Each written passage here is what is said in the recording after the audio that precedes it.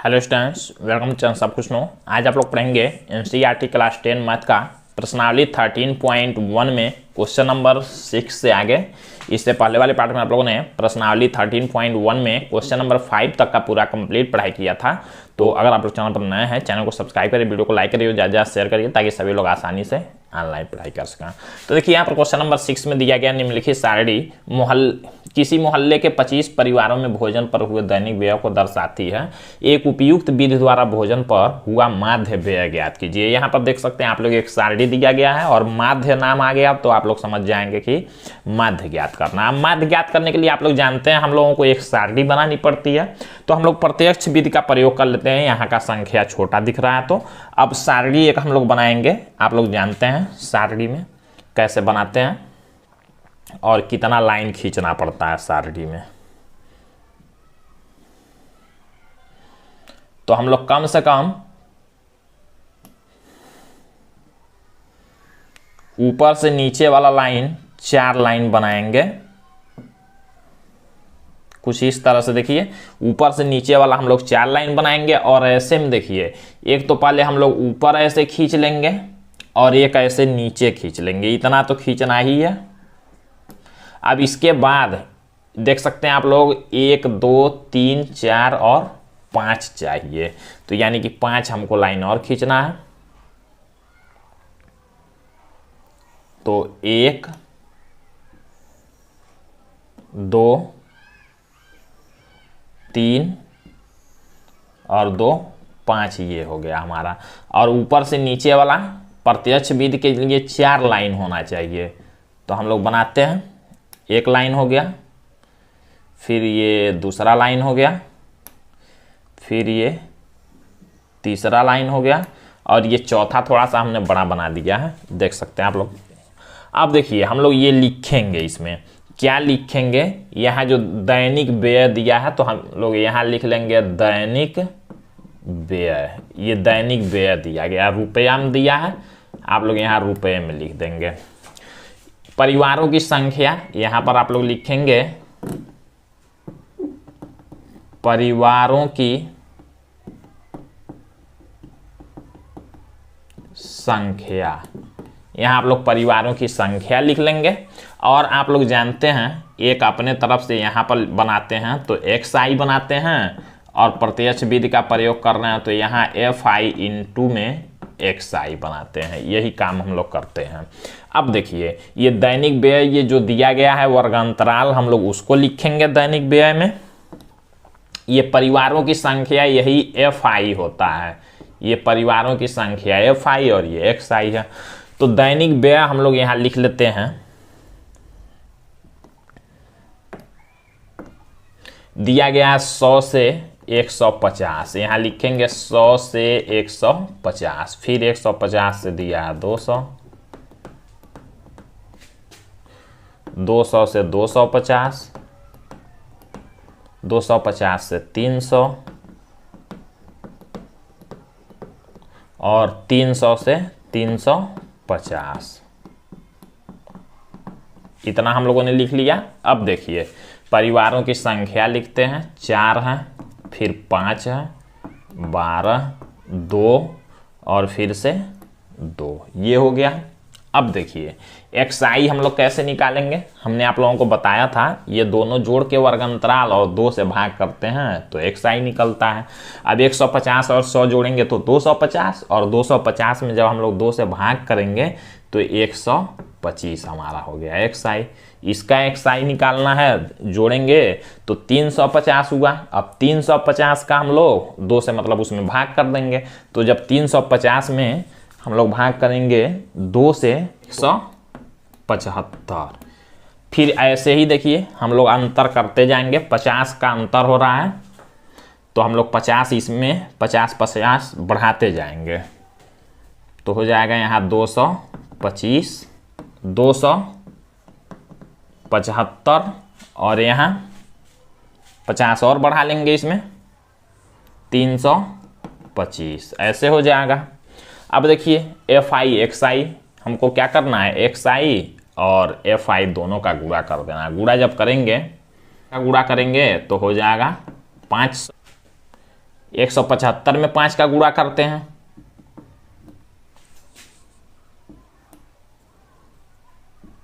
875, 12 का करते हैं,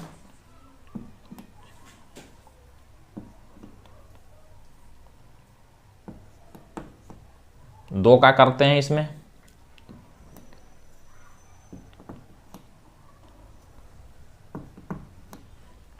2 का इसमें करते हैं।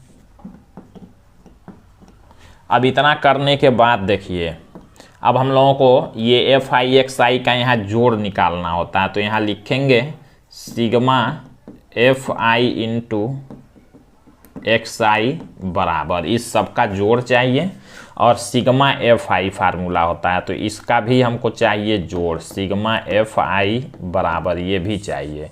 अब जोड़ते हैं, देखिए 5 यहाँ हो जाएगा, फिर देखिए 7, 5 12 और 5 17 के लिए 7 हासिल 1, 1 और 5 6 और 8 14 और 7 21 और 21 और 5 26 और 26 और 6 32 के लिए 2 हासिल 3 और 2 5, इतना हो गया हमारा सिग्मा FI। इसको जोड़ते हैं, 4 और 5 9 और 12 और 9 21 और 2 23 और 2 25, यहाँ हो गया।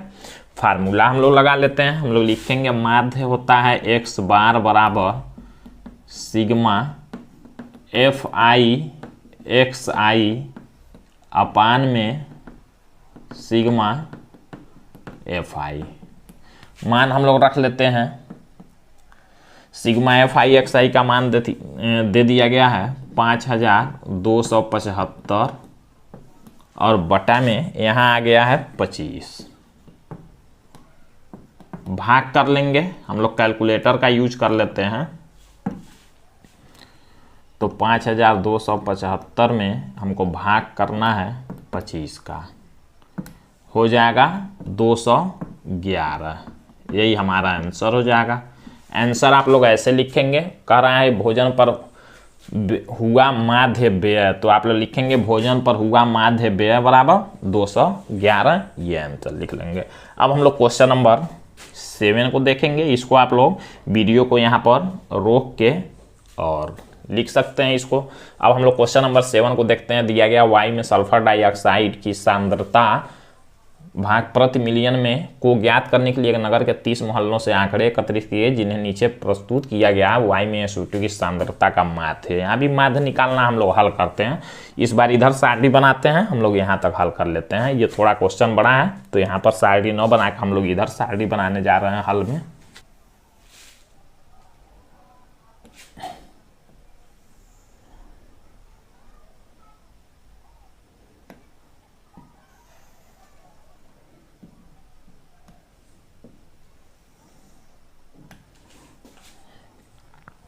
तो देखिए हम लोग यहाँ पर एक सारणी, एक ऊपर ऐसे लाइन कर देंगे और एक नीचे लाइन कर देंगे, और फिर अब देखिए कितना हमको बनाना है, 4 ऐसे में बनाना है। एक हो गया, 2 हो गया और 2 4 हो गया। अब ऐसे में देखिए 1 2 3 4 5 6, तो 6 और बना लेते हैं हम लोग।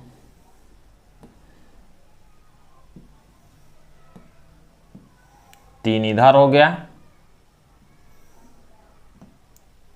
3 इधर हो गया। हम लोग लिखते हैं जो नाम यहाँ दिया गया, SO2 की सांद्रता दिया है यहाँ, तो हम लोग लिखेंगे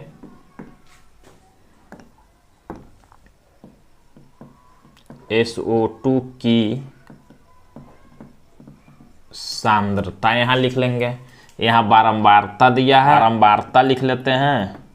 बारंबारता के लिए FI का प्रयोग किया जाता है, और यहाँ हम लोग बनाएंगे XI, और यहाँ FI इंटू में XI, ये बनाना है। लिखते हैं हम लोग क्वेश्चन में जो दिया गया है, ये 0.00 0.00 से दिया गया है 0.04, 0.04 जो क्वेश्चन में दिया गया है, यही आप लोग लिखेंगे। फिर 0.04 से 0.04 0.08। फिर देखिए 0.08 से 0.012। फिर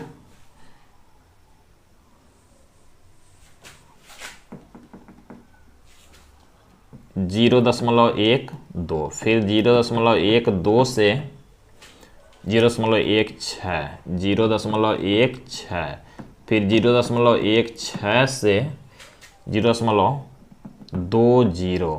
फिर 0.20 से 0.24। इतना आप लोग लिख लेंगे ऐसे। फिर देखिए बारंबारता हमको लिखना है। बारंबारता 4, 9, फिर 9, फिर 2, फिर 4 और फिर 2, इतना दिया गया है। XI हमको निकालना है। अब XI कैसे निकालेंगे देखिए, जब ये 0.04 में हम लोग 0.00 जोड़ेंगे तो 4 0.04 होगा। और 0.04 में हम लोग जब 2 से भाग करेंगे, दोनों जोड़ के 2 से भाग करते हैं, 2 से भाग करेंगे तो 0.02 आएगा। यानी कि यहाँ पर जो हम लोग लिखेंगे 0.02 लिखेंगे। तो देखिए हम लोग अब इस दोनों का जब जोड़ करते हैं, जोड़ करके और 2 से भाग करेंगे तो 0.06 आएगा। यहाँ पर हम लोग भाग करते हैं तो 0.10 आएगा। 10 भी लिख सकते हैं आप लोग, 1 भी लिख सकते हैं। यहाँ पर हम लोग आप जोड़ के 2 से जब भाग करते हैं तो 0.14 आएगा। यहाँ जोड़ के भाग करेंगे तो 0.18 आएगा। फिर यहाँ पर जोड़ के भाग करते हैं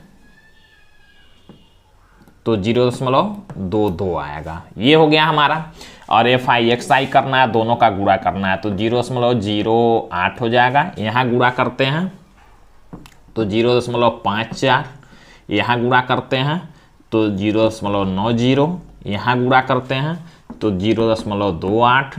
यहाँ गुणा करते हैं तो 0.72। यहाँ गुणा करते हैं 0.44 हो जाएगा।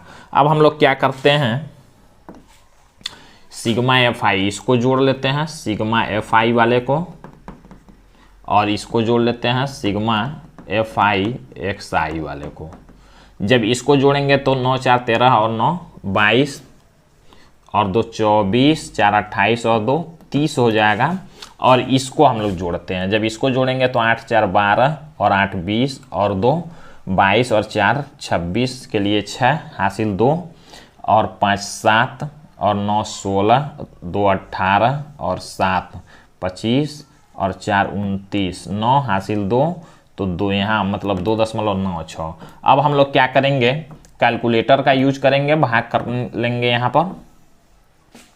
और यहाँ हम लोग फार्मूला लिखते हैं, x बार बराबर सिग्मा FI XI अपान में सिग्मा FI। तो सिग्मा FI XI का मान है 2.96 और बटा में सिग्मा FI का मान है 30। भाग करेंगे, जो आएगा वही हमारा आंसर होगा। तो 2.96 में भाग करना है 3 0 है, मतलब 30 से। तो 0.9 देखिए 0.09 हम लोग लिखेंगे 0.09 और 8 6 के लिए हम लोग लिख सकते हैं 9, इतना लिख सकते हैं। तो ये हमारा हो जाएगा आंसर। इस तरह से आप लोग क्वेश्चन सॉल्व करेंगे। अब हम लोग क्वेश्चन नंबर 8 को देखते हैं, इसको आप लोग नोट कर लेंगे। तो हम लोग यही वाला विधि प्रयोग करेंगे, प्रत्यक्ष विधि वाला। तो हम लोग सबसे पहले क्या करते हैं, लाइन खींच लेते हैं ऐसे।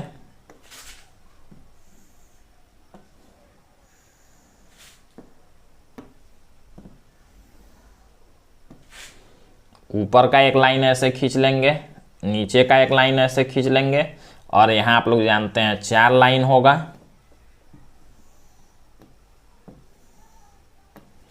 और बीच में 1 2 3 4 5 6 7 है, तो 7 यहाँ खींचेंगे। 1 2 3 4 5 और 2 7 लाइन ऐसे खींच लेंगे। अब ये आप लोग जो लिखने वाला है इसको लिखेंगे। यहाँ देखिए दिनों की संख्या, इसमें लिखेंगे दिनों की संख्या। यहाँ विद्यार्थियों की संख्या है, विद्यार्थियों की संख्या इसमें लिख लेंगे। इसको हम लोग कहते हैं FI, तो यहाँ आप लोग लिख लेंगे FI। यहाँ पर होता है XI और यहाँ निकालते हैं FI XI, सबको लिखते हैं।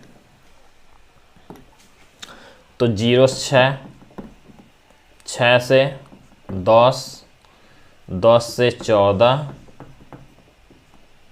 14 से 20, 20 से 28। यहाँ पर आप लोग देख सकते हैं ये जो वर्ग अंतराल दिया है सब में वर्ग अंतराल बराबर नहीं दिया गया है, तो इससे आप लोगों को घबराना नहीं है। और ये आप लोग प्रत्यक्ष विधि का यूज करेंगे तो इससे कोई फर्क नहीं पड़ेगा। आप लोगों को फर्क तब पड़ेगा जब आप लोग इसको पग विचलन विधि से करेंगे। तो अगर पग विचलन विधि से करते हैं तो ये आपका बराबर होना चाहिए वर्ग अंतराल, तो उससे कोई ज़रूरत नहीं है। आप लोग प्रत्यक्ष विधि से ऐसे ही हल कर सकते हैं, इसको बदलने की ज़रूरत ही नहीं है। यहाँ पर लिखेंगे आप लोग 11, 10, 7, 4, 4, 3 और 1। XI निकालना आप लोग जानते ही हैं। दोनों को जोड़ के 2 से भाग करेंगे, 6 होगा, 6 में 2 से भाग करेंगे तो 3। यहाँ 16, 16 में 2 से भाग करेंगे 8। यहाँ 24, 24 में 2 से भाग करेंगे 12। यहाँ 34 तो 17 हो जाएगा। यहाँ 48 तो 24। यहाँ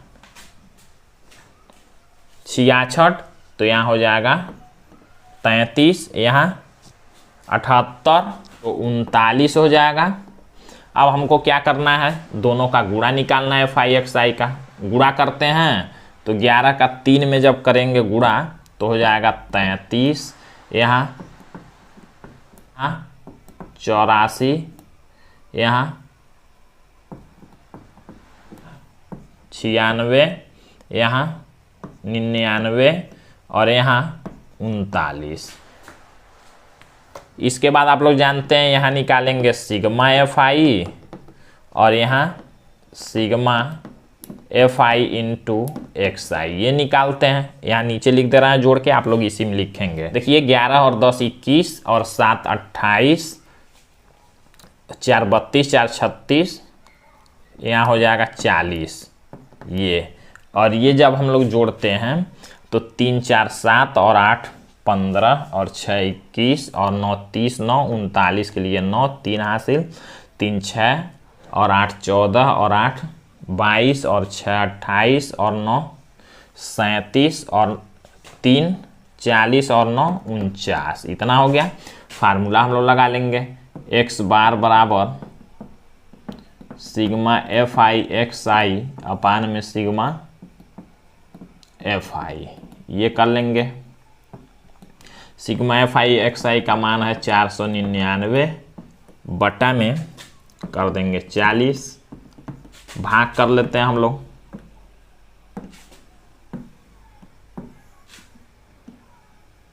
चार 499 में भाग करते हैं 40 से, आएगा 12.475। ये हमारा हो जाएगा आंसर। तो इस तरह से आप लोगों को क्वेश्चन सॉल्व करना है। अब हम लोग इस प्रश्नावली का लास्ट क्वेश्चन नंबर 9 को देखते हैं। इसको आप लोग नोट कर लेंगे, काफ़ी ज़्यादा इजी है क्वेश्चन को सॉल्व करना। यहाँ पर भी हम लोग सारणी बनाते हैं इसी तरह से हम लोग यहाँ पर भी देखिए दिया गया है निम्नलिखित सारणी 35 नगरों की साक्षरता दर दर्शाती है, प्रतिशत में माध्य साक्षरता दर ज्ञात कीजिए। तो हम लोग यहाँ पर एक सारणी बना लेते हैं।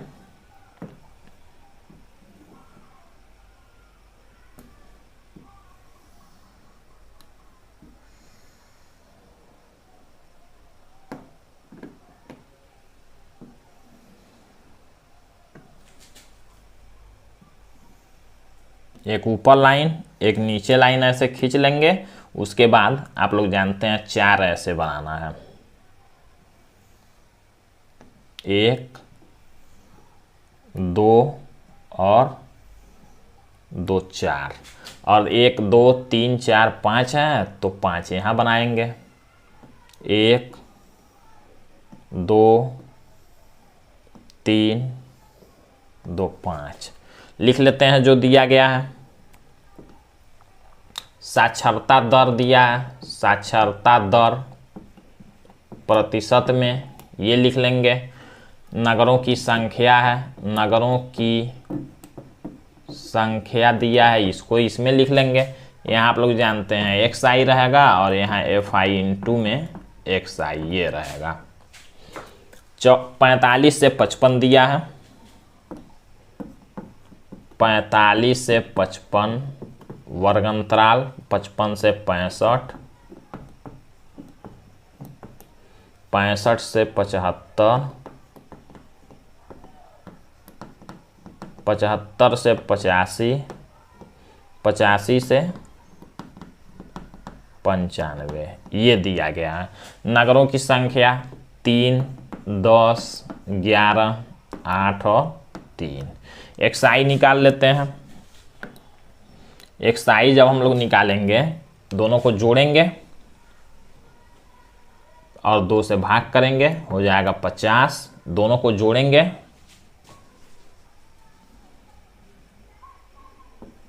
60, यहाँ 70, यहाँ 80 और यहाँ 90। दोनों का गुणा कर लेते हैं।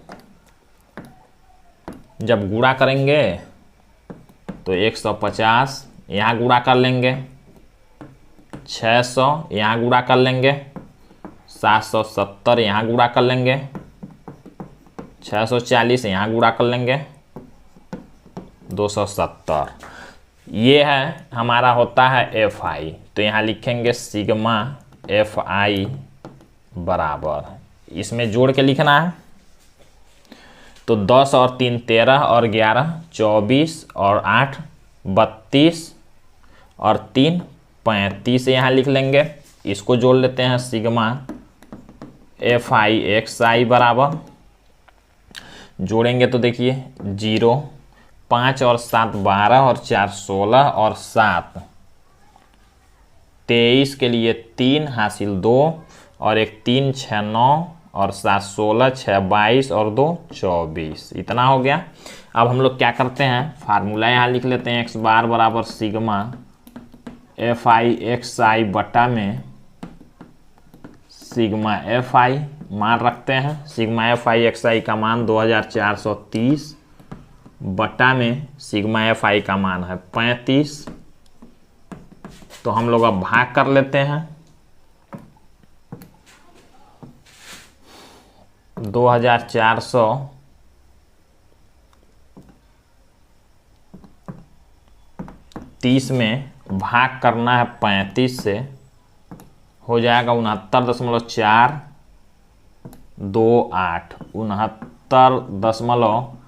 69.428 है तो 4 3 हम लोग लिख सकते हैं, ये आंसर होगा। इसी को परसेंट में कहा गया है तो प्रतिशत में तो हम लोग प्रतिशत में आंसर लिख सकते हैं। तो इस तरह से आप लोग क्वेश्चन सॉल्व कर लेंगे। अब आप लोग इस वीडियो के अगले पार्ट में प्रश्नावली 13.2 के लिए इंट्रोडक्शन देखेंगे। तो आज के लिए बस इतना ही।